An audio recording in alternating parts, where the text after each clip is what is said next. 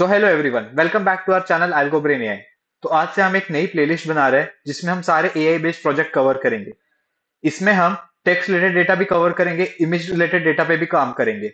तो इस प्लेलिस्ट में हम आपको प्रोजेक्ट्स के बारे में डिटेल में एक्सप्लेन करेंगे और उनका बैकग्राउंड वर्किंग भी समझाएंगे और प्रैक्टिकल इंप्लीमेंटेशन भी सिखाएंगे। तो आज का जो वीडियो है इसमें हम सीखेंगे रैग। रैग करता क्या है, रैग है क्या चीज, और रैग का आर्किटेक्चर कैसा है। तो चलिए समझते हैं।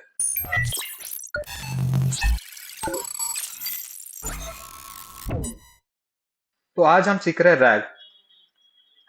रैग का फुल फॉर्म है रिट्रीवल ऑग्यूमेंटेड जेनरेशन। अब रैग करता क्या है, सबसे पहले हम समझेंगे रैग एक एआई का टेक्निक है जिससे हम एलएलएम को और पावरफुल बना सकते हैं। अभी के जो ट्रेडिशनल एलएलएम्स है इनके पास लिमिटेड अमाउंट ऑफ डेटा रहता है, क्योंकि वो लिमिटेड अमाउंट ऑफ डेटा पे ट्रेन हुए रहते हैं। वो हो सकते हैं वेबसाइट्स हो सकते हैं, वो हो सकते हैं रिसर्च पेपर्स हो सकते हैं, और बहुत सारी चीजें। लेकिन ये जो ट्रेडिशनल एलएलएम्स है इनके पास हमारे कोई भी ऑर्गेनाइजेशन या फिर कोई भी कंपनी का इंटरनल डेटा नहीं रहता है, या फिर इनके पास कोई एक पर्टिकुलर पीडीएफ या फिर कोई भी पर्टिकुलर टीएक्सटी फाइल या फिर कोई भी पर्टिकुलर एक्सेल का डेटा नहीं रहता है। तो रैग बेसिकली करता क्या है, रैग में हम खुद का एक नॉलेज बेस प्रोवाइड करते हैं। इनपुट यूजर कोई क्वेरी पूछ रहा है तो एक आंसर जनरेट करके देगा based on that knowledge base, और वो उसके बाहर का आंसर नहीं जनरेट करके देगा। तो इसका एक बार आर्किटेक्चर समझते हैं, ये उसका डिटेल्ड आर्किटेक्चर है। डॉक्यूमेंट्स मतलब होता है बेसिकली अपना डेटा, डेटा और नॉलेज बेस। तो पहले हमें सबसे पहले अपना डेटा देना पड़ता है। डेटा किसी भी फॉर्मेट में हो सकता है। It can be in a format of PDF, text file, website, और it can be in a file of Excel. तो जैसे हम ये डेटा दे देते हैं, ये डेटा को सबसे पहला प्रोसेस हमें इस डेटा को लोड करना है। लोड करने के बाद हमें बनानी पड़ती है एम्बेडिंग्स। अभी एम्बेडिंग्स करता क्या है, बेसिकली जो हम डेटा लोड करते हैं वो होता है एक टेक्स्ट फॉर्मेट में। तो जो एम्बेडिंग्स रहती है ये टेक्स्ट डेटा को न्यूमेरिक डेटा में कन्वर्ट करता है। अभी टेक्स्ट डेटा को न्यूमेरिक डेटा में हम इसलिए कन्वर्ट करते हैं क्योंकि जो हमारा कंप्यूटर्स है वो टेक्स्ट डेटा को अच्छे से इंटरप्रेट नहीं कर पाते, बट न्यूमेरिक डेटा को कर पाते हैं। और जो ये न्यूमेरिक डेटा में डेटा हम कन्वर्ट करते हैं ये एक वेक्टर के फॉर्म में कन्वर्ट करते हैं। अब जब हमारे ये डेटा कन्वर्ट हो जाता है न्यूमेरिक डेटा में, हमें एक चाहिए वेक्टर स्टोर डेटाबेस। अब ये वेक्टर स्टोर करता क्या है, अब ये जो हमारा न्यूमेरिक डेटा है जो एक वेक्टर फॉर्म में स्टोर हुआ है, इसे इस वेक्टर स्टोर डेटाबेस में स्टोर करता है। और स्टोर करने के बाद इसमें एक और फंक्शनैलिटी हमें मिलती है जिसे हम बोलते हैं सिमिलैरिटी सर्च। तो ये एक सिमिलैरिटी सर्च भी परफॉर्म करके देता है। अब इसमें हम सबसे पहले तो अपना डेटा स्टोर करेंगे जो हमारे पास न्यूमेरिक डेटा में है, और ये एक और फंक्शनैलिटी परफॉर्म करेगा जिसे हम बोलते हैं सिमिलैरिटी सर्च। Similarity search. अब इसके आगे होता क्या है, अगर सपोज कोई यूजर अपने पास एक क्वेरी लेके आ रहा है, तो इस क्वेरी की भी हम पहले सबसे पहले एम्बेडिंग्स बनाएंगे।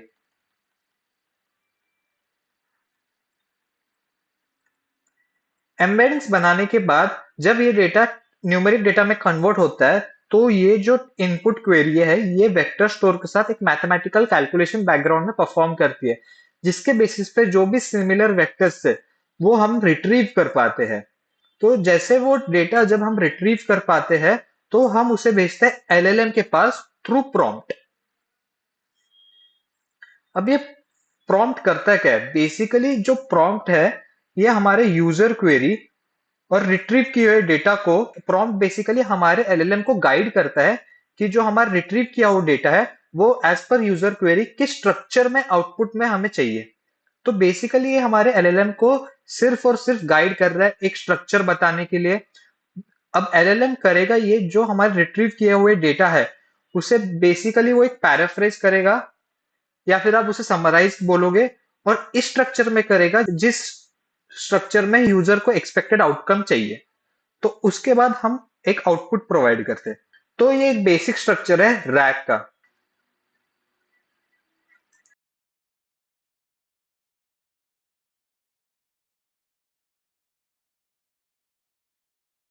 ये है बेसिक आर्किटेक्चर ऑफ रैक।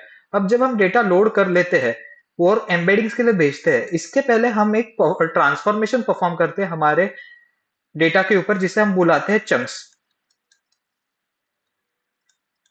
अब ये चंक्स करते क्या है, बेसिकली जो हमारा डेटा है इसको छोटे छोटे पार्ट्स में डिवाइड करते हैं। अब ये करते क्यों है, फॉर एग्जाम्पल अगर मेरे पास यूजर की कोई क्वेरी आई और उसका आंसर मेरे सेकंड वाले चंक में है, तो इंस्टेड ऑफ ये पूरे डेटा को गो थ्रू करने से अच्छा मुझे पहले सबसे पहले फर्स्ट चंक की तरफ जाना पड़ेगा, सेकंड चंक, और सेकंड चंक में मुझे आंसर मिल जाएगा। लेकिन अगर हम चंक्स में नहीं करें तो मुझे पूरे डेटा को गो थ्रू करना पड़ेगा। एक तो इसका फर्स्ट रीजन ये है, और एक सेकंड रीजन ये है कि जो भी हमारे एलएलएम्स रहते हैं इनके एक limited amount of context window रहती है, इसलिए हम डेटा को चंक्स में डिवाइड करते हैं। तो एक बार हम जो आर्किटेक्चर है उसे वापस एक बार समराइज कर लेते हैं। सबसे पहले हम करते हैं डेटा को लोड, सेकंड में हम करते हैं ट्रांसफॉर्मेशन। ट्रांसफॉर्मेशन में बेसिकली हम डेटा के चंक्स बनाते हैं। थर्ड है एम्बेडिंग्स। एम्बेडिंग से बेसिकली हम टेक्स्ट डेटा को न्यूमेरिक डेटा में कन्वर्ट करते हैं। फोर्थ है, ये जो भी न्यूमेरिक डेटा बनता है इसे हम एक वेक्टर स्टोर में स्टोर करते हैं। फिफ्थ, हम ये जो रिट्रीव, अभी अगर कोई मेरे पास इनपुट क्वेरी आ रही है तो इनपुट क्वेरी पे हम सिमिलैरिटी सर्च परफॉर्म करते हैं इन आर वेक्टर स्टोर। फिफ्थ है, हम सिमिलैरिटी सर्च परफॉर्म करेंगे। सिक्स्थ, फिर हम जो रिट्रीव किया हुआ डेटा है वो हम हमारे एलएलएम के पास भेजेंगे, बट थ्रू प्रॉम्प्टिंग।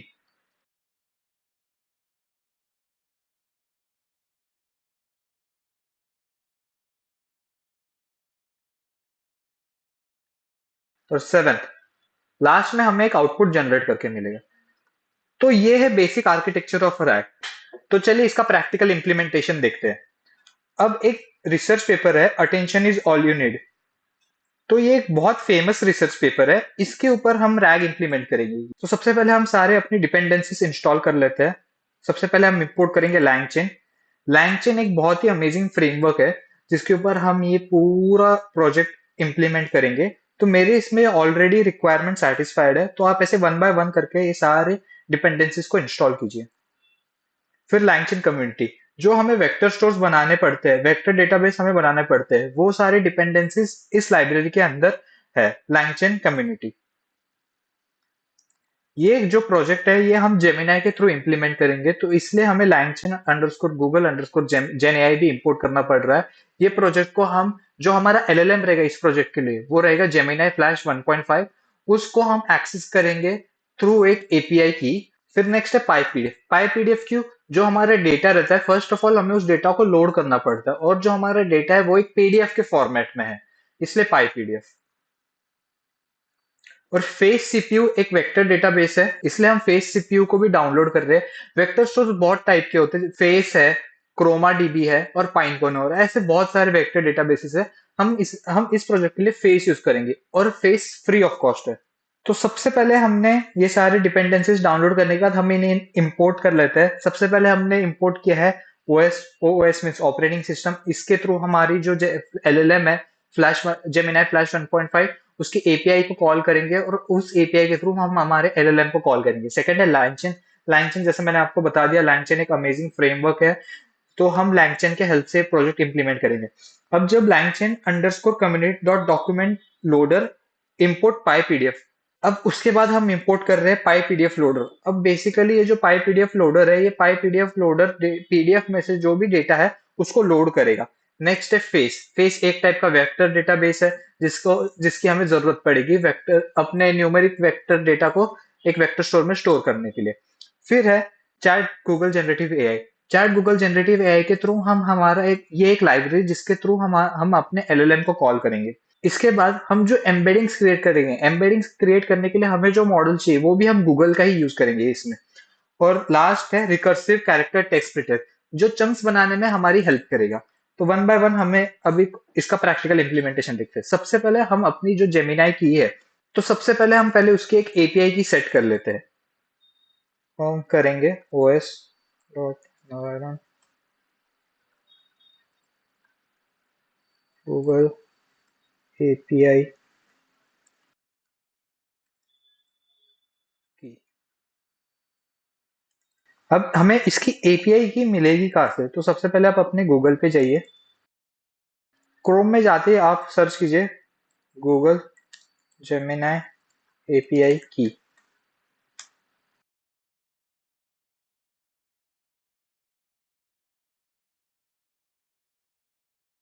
आप इधर जाके गेट जेमिनाई एपीआई की पे क्लिक कीजिए। मैंने अपनी एपीआई की ऑलरेडी क्रिएट कर चुका हूं मैं, तो आप इधर से जाके क्रिएट एपीआई की पे क्लिक करके अपनी एपीआई की बना लेना। तो ये जो एपीआई की है मैं इसको कॉपी पेस्ट कर लेता हूँ।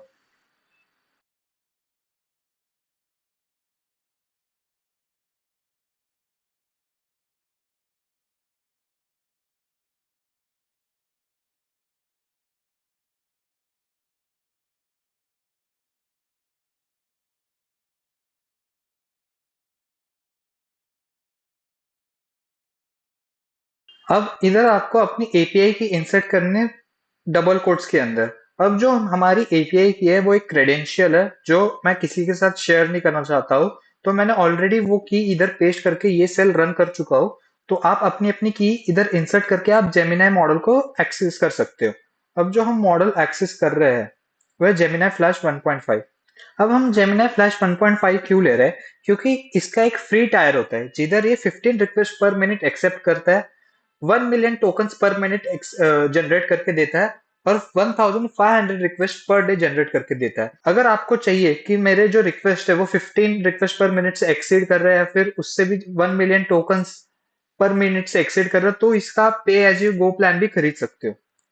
तो फिलहाल तो हमें उस चीज की इतनी जरूरत नहीं, तो हम वन बाय वन करके चालू करते हैं।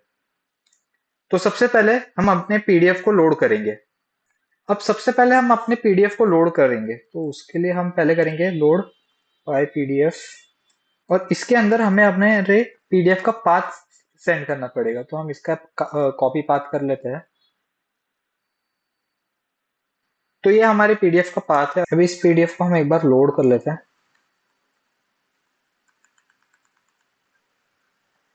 आप इसे देख सकते हो, हमारा जो डॉक्यूमेंट है, जो हमारा रिसर्च पेपर है, वो हमने लोड कर लिया एक टेक्स्ट के फॉर्मेट में। अब जब हमारा डेटा लोड हो चुका है, तो सबसे पहले हम डेटा के चंक्स बनाएंगे। तो मैं एक वेरिएबल बना लेता हूँ टेक्स्ट अंडरस्कोर स्प्लिटर के नाम से। अब इसमें जो चंक्स बनाने में हमारी हेल्प करेगी वो library recursive character text splitter. Recursive character text splitter.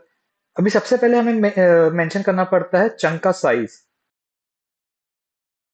कि हमारे हर एक चंक में कितने अमाउंट ऑफ वर्ड्स रहेंगे। फॉर एग्जाम्पल अभी फिलहाल के लिए मैंने 1000 कैरेक्टर्स रखे हैं हमारे पर्टिकुलर हर एक पर्टिकुलर चंक में। अब इसमें एक और कंसेप्ट है चंक ओवरलैप। अब वो चंक ओवरलैप बेसिकली करता क्या है? जैसे फॉर एग्जांपल हमारे जो चंक्स डिवाइड हो रहे हैं, अगर फर्स्ट चंक में कोई सेंटेंस है जो 1000 वर्ड्स में बीच में ही ब्रेक हो रहा है, तो उसका हाफ पार्ट फर्स्ट चंक में जाएगा, सेकंड पार्ट सेकंड चंक में आएगा, आधा बचा हुआ पार्ट। तो इसमें हम एक और कंसेप्ट है चंक ओवरलैपिंग। बेसिकली होता क्या है, अगर मैंने अपने चंक ओवरलैपिंग का साइज 100 कैरेक्टर्स रखे हैं, तो जो लास्ट के 100 कैरेक्टर्स है वही कैरेक्टर्स मेरे सेकंड वाले चंक के फर्स्ट 100 कैरेक्टर्स रहेंगे, एंड सो ऑन। तो हम वो भी एक बार इनिशियलाइज कर लेते, chunk underscore overlap equals to 100। मैंने अपने चंक ओवरलैप का लिमिट रखा है 100। अब जो हमारा चंक का स्ट्रक्चर है वो ऐसे दिखेगा। अब जो हमारा रिट्रीव किया हुआ डेटा है उसे हम चंक्स में क्रिएट करते हैं सबसे पहले। तो मैं एक वेरिएबल बनाता हूँ documents. Documents equals to text splitter dot split इसको डॉक्यूमेंट्स। फिर इसके अंदर मैं अपना प्रोवाइड करूंगा डॉक। और फिर देखते हैं हमारा डॉक्यूमेंट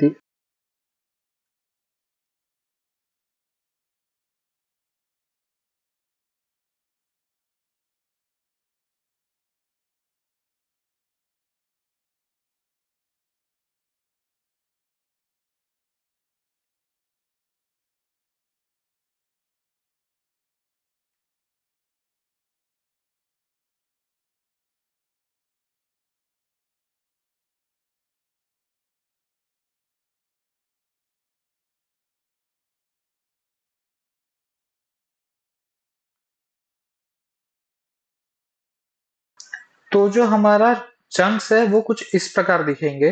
तो बेसिकली फर्स्ट स्टेप में हमने डेटा को लोड किया और सेकंड स्टेप में हमने डेटा के ऊपर ट्रांसफॉर्मेशन परफॉर्म किया है। और वो ट्रांसफॉर्मेशन में बेसिकली हमने सिर्फ डेटा के चंक्स बनाए। अब डेटा के चंक्स बनने के बाद सबसे पहले हम डेटा की एम्बेडिंग्स बनाएंगे। तो जो हम एम्बेडिंग्स बनाएंगे वो हम बनाएंगे गूगल जनरेटिव एआई एम्बेडिंग्स के थ्रू। तो मैं इधर एम्बेडिंग्स एम्बेडिंग्स नाम से एक वेरिएबल बना लेता हूँ जिसके अंदर हम अपने एम्बेडिंग्स बनाएंगे। गूगल जनरेटिव है। अब इसके अंदर हमारा जो मॉडल है हमें वो प्रोवाइड करना पड़ेगा। तो जो हमारा मॉडल है उसका नाम है एम्बेडिंग्स 001। अब एक बार हम लोग इसे रन कर लेते हैं। तो जैसे आप देख सकते हो कि हमारा जो एम्बेडिंग्स है वो एक इनिशियलाइज हो गया है। अब हर एक अलग अलग एलएलएम का हर एक अलग अलग एम्बेडिंग का साइज होता है। अब जैसे इस एम्बेडिंग का एक वेक्टर साइज रहेगा, ओपन एआई के एम्बेडिंग का एक वेक्टर साइज रहेगा। ऐसे अलग अलग जितने जितने हम एलएलएम्स वैरी करेंगे उतना अलग अलग हर एक एलएलएम का वेक्टर साइज डिफरेंट रहेगा। तो अब जब हमारी एम्बेडिंग्स बन चुकी है तो मैं एक हमें इसे एक वेक्टर डेटाबेस में स्टोर करना है। तो एक डीबी नाम के वेरिएबल में इसे स्टोर कर लेता हूँ। इसे स्टोर करूंगा face dot from document face dot from documents. इसमें हम दो पैरामीटर्स प्रोवाइड करेंगे। सबसे पहले हमारे चंक्स जो बने हैं वो जिसे मैंने स्टोर किया डॉक्यूमेंट्स वाले वेरिएबल में, और सेकंड है हमारा एम्बेडिंग्स। सबसे पहले प्रोवाइड करूंगा डॉक्यूमेंट्स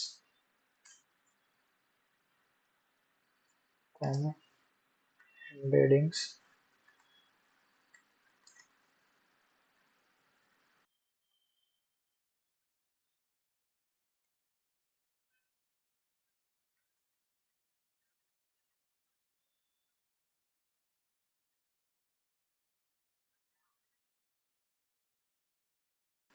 तो जो भी हमारी एम्बेडिंग्स है वो हमारी एम्बेडिंग्स बन चुकी है और वो एक वेक्टर डेटाबेस में स्टोर हो चुकी है और उसको मैंने एक वेरिएबल डीबी नाम से वेरिएबल में स्टोर किया है। अब जब ये सब स्टोर हो चुका है तो सबसे पहले हम अपना एक एलएलएम चूज कर लेते हैं। तो जो हमारा एलएलएम है उसको एलएलएम नाम के वेरिएबल में स्टोर कर लेता हूँ, चैट जनरेटिव एआई। जो हमारा मॉडल रहेगा वो है जेमिनी फ्लैश 1.5। तो ये जो मॉडल है हम लोग जेमिनी फ्लैश 1.5 यूज करेंगे इस प्रोजेक्ट में।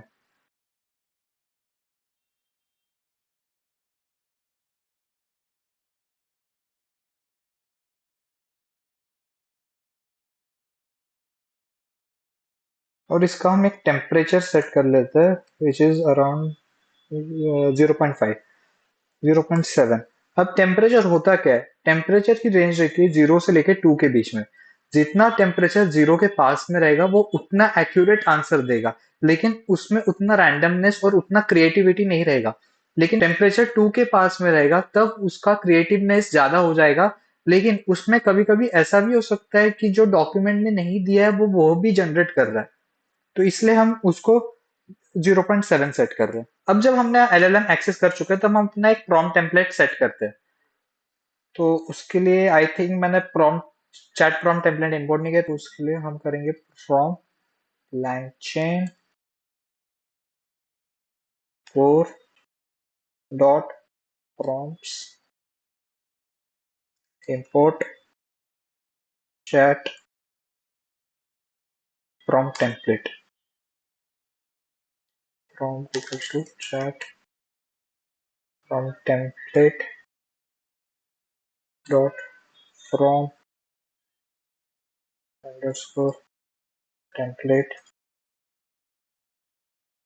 अब इसमें बेसिकली हम अपना प्रॉम्प्ट प्रोवाइड करेंगे। तो जो हमारा प्रॉम्प्ट रहेगा वो कुछ इस तरह रहेगा, you are a wise interpreter of the following context, and you have to answer the following question based on the context provided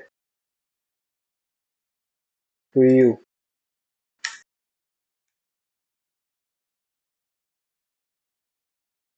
And also ensure that your answer stays grounded in the following context। तो इसको हमें context दे देते हैं। Context text.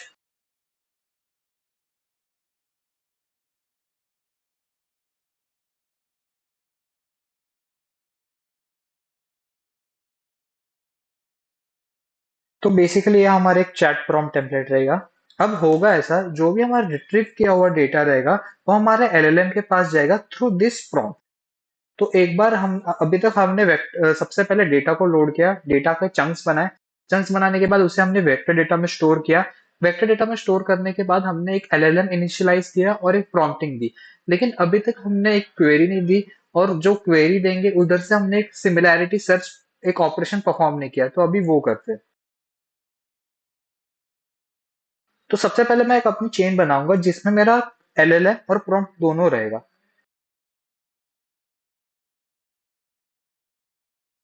तो chain equals to create. मैंने create stuff change import नहीं किया तो उसे भी एक बार कर लेते हैं। From LangChain dot change dot combine documents import create stuff document chain.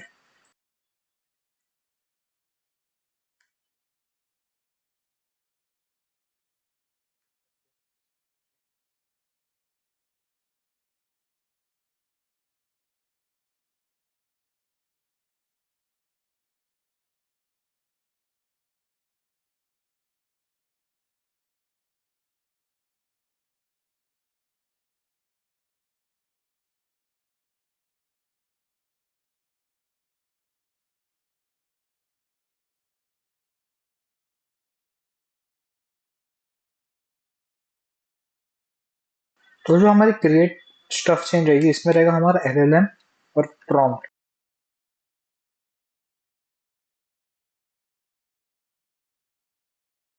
अब हमारे पास एक डॉक चेन वेरिएबल में हमने एक चेन क्रिएट की है जिसमें हमारा एलएलएम और प्रॉम्प्ट का एक कॉम्बिनेशन रहेगा। अभी नेक्स्ट है, हमें जो क्वेरी रहेगी उसे हमें रिट्रीव करना है हमारे वेक्टर स्टोर डेटाबेस में से। तो मैं एक वेरिएबल बना देता हूँ, retrieve equals to db as इसको रिट्रीवर। एक बार हम, तो इससे हमारी जो रिट्रीव की हमारे चंक्स रहेंगे हम उस इससे वो फेच करेंगे। अब ये जो रिट्रीव है ये बेसिकली रिट्रीव करेगा उस अब जो ये रिट्रीव है बेसिकली उस डेटाबेस में से जो सिमिलर वेक्टर से उसे रिट्रीव करेगा। तो हमें इसकी भी चेन बनानी पड़ेगी। उसके लिए from LangChain dot chains import create retrieval chain. Retrieval chain equals to create retrieval chain. इसमें हम पास करेंगे रिट्रीव और हमारे डॉक्यूमेंट को, सॉरी,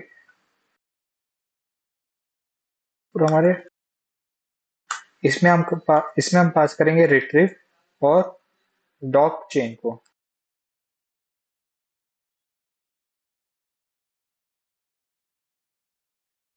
अब जब हमारी रिट्रीवल चेन बन चुकी है तो हमें इसे एक एग्जांपल प्रोवाइड करके देखते हैं इसका आउटपुट कैसे आता है। फॉर एग्जांपल अगर मैं इनपुट दे रहा हूँ, who are the authors of this research paper, attention is all you need.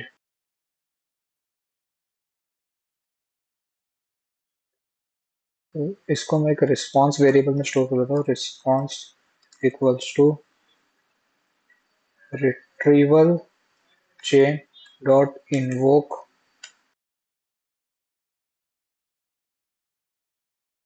Input.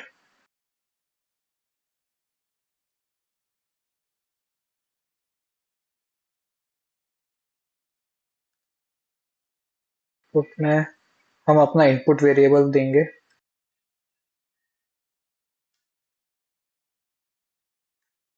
Let's check the response.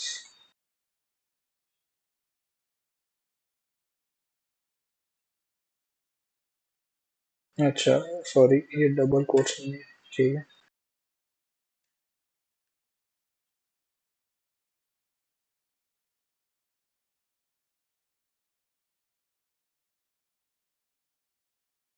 तो इसमें आप आंसर लास्ट में देख सकते हो। The authors of research paper attention is all you need are Ashish Vaswani, और बहुत सारे ऑथर्स हैं, उनके नाम दिए हुए हैं। तो बेसिकली अभी इसमें हो क्या रहा है, ये जो चार कॉन्टेक्स्ट है, ये हमारे रिट्रीव किए हुए data from our data vector store database.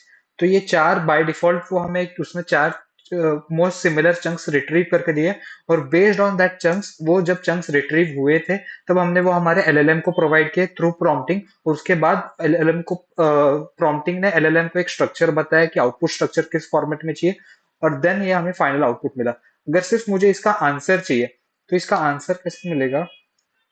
Double quotes के अंदर आंसर।